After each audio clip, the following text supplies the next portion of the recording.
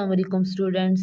आज के लेक्चर का टॉपिक है ode to autumn by John Keats और इस लेक्चर में हम जॉन कीट्स की शॉर्ट बायोग्राफी और इस पोएम का शॉर्ट इंट्रोडक्शन और critical analysis stanza by stanza देखेंगे।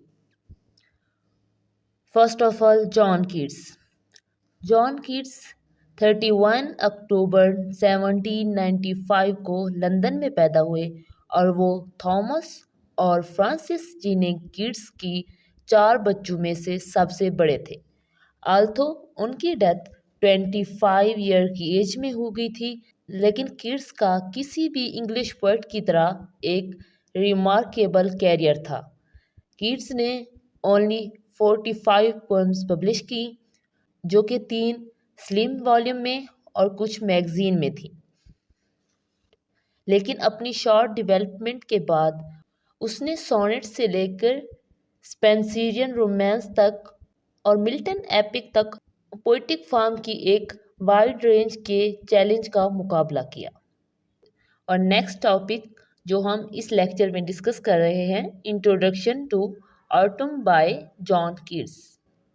ऑड टू ऑटम कीट्स की सबसे ज़्यादा जज्बाती और इमेज लैंडिंग पोएम में से एक है और ये पोएम 3 स्टैंजा की स्ट्रक्चर और हर स्टैंजा में 11 lines A B rhyme scheme में खिज़ां के मौसम की शानदार डिस्क्रिप्शन है। इस पोएम में फर्स्ट स्टैंजा बेसिकली ऑटम के माहौल से मुतालिक है और इस पोएम का सेकंड स्टैंजा ऑटम सीजन को फीमेल गॉडनेस के तौर पर एड्रेस करता है, जिसमें उसके बारे में होम मेकर का सुराग भी मिलता है। और इस पोएम का थर्ड स्टैंजा ऑटम की ब्यूटी की तरफ जाता है और इस स्टैंजा में पोएट उसे मातम ना करने की एडवाइस करता है कि मौसम बहार खो गया है, क्योंकि पोएट के अकॉर्डिंग मौसम खिज़ां में भी काफ़ी ज़िंदगी होती है। और नेक्स्ट टॉपिक है टू ऑटम का critical analysis. First stanza, Keats को हमेशा पोएट ऑफ सेंसेस के तौर पर समझा जाता रहा है, लेकिन इसके फाइनल वर्क से ये बात क्लियर हो जाती है कि ये सिर्फ उनके साथ इतनी स्ट्रांगली से क्यों जुड़ी हुई थी। फर्स्ट स्टैंजा खिज़ां का जश्न है। इस स्टैंजा में राइटिंग के साथ खूबसूरत तवील आवाज़ वाली इमेजरी को नोटिस कर सकते हैं। आल्थो ऑटम को मोस्टली ब्रिटिश लिटरेचर में स्टार्ट ऑफ डेथ के तौर पर लिया जाता है, लेकिन यहाँ कीट्स ने उसे फ्रूटफुल पीरियड ऑफ एक्साइटिंग के तौर पर लिया है। With fruit the vines that round a company eaves run, to bend with apple the most cottage tree।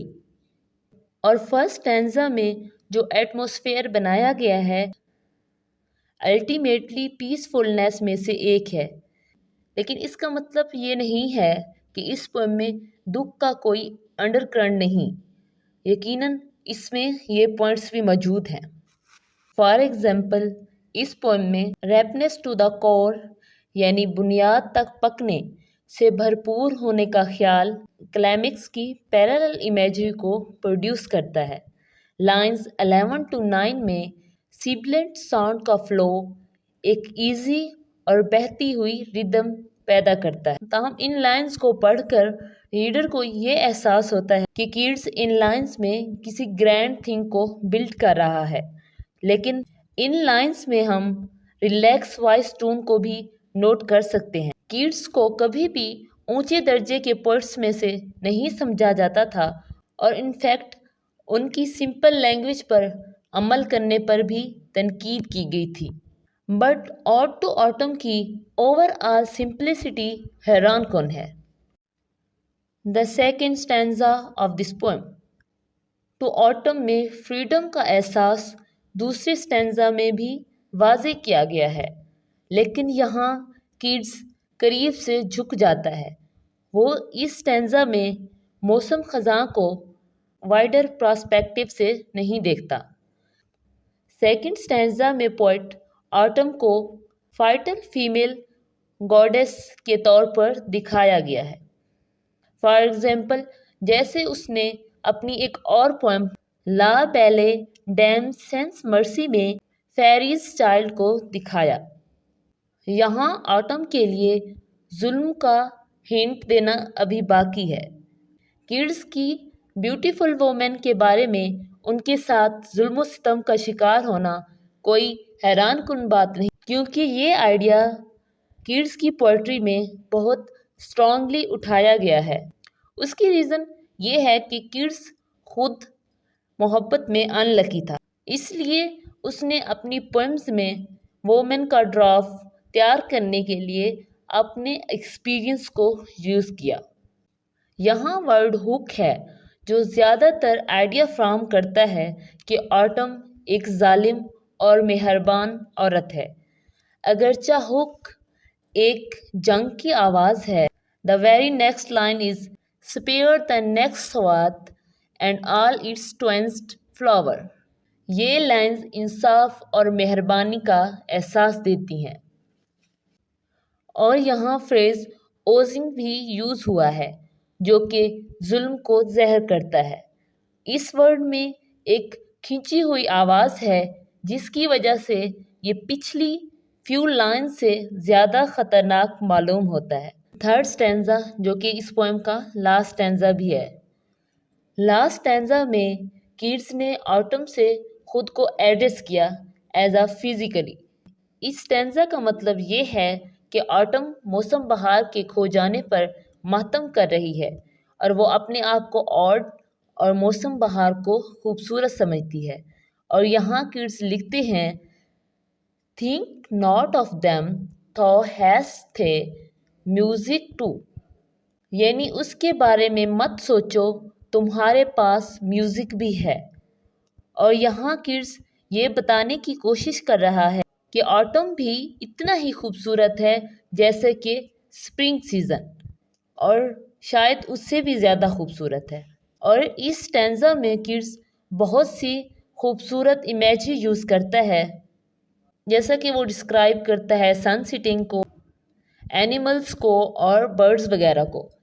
لیکن جیسے کڈز کی ہر پوئمز کے ساتھ ہوتا ہے، لیکن یہاں بھی لاسٹ سٹینزا میں ہمیں اداسی نظر آتی ہے۔ یہاں اس پوئم میں کڈز نے کچھ ورڈ یوز کیے جیسے کہ soft dining and روسٹی۔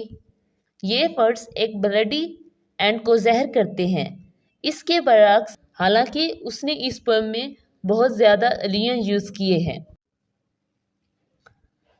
Through out the poem, kids poetry میں دیہاتی روایت کی طرف اشارہ کرتا ہے، پوئٹک رائٹنگ کی ایک فارم جو کہ دیہاتی علاقوں کا آئیڈیا اور اس کی سراؤنڈنگ کو ڈسکرائب کرتی ہے۔ اگرچہ یہ پوئم کڈز کی پوئمز میں سے ایک سمپل پلاٹ رکھتی ہے، لیکن یہ ان کی سب سے زیادہ تعریف شدہ رائٹنگ میں سے ایک ہے۔ کڈز کی لینگویج کی بیوٹی اور اسکل آف ماسٹری سے یہ پتہ ملتا ہے کہ کڈز کا ہنر واقعی میں اس کی ڈیتھ کے ٹائم سے سٹارٹ ہوا تھا۔ سو فرینڈز، آج کا لیکچر یہیں پہ اینڈ ہوتا ہے۔ آئی ہوپ آپ کو ode to autumn by John Keats کا کریٹیکل انالیسس انڈرسٹینڈ ہو چکا ہوگا۔ Thank you for watching this lecture. اللہ حافظ۔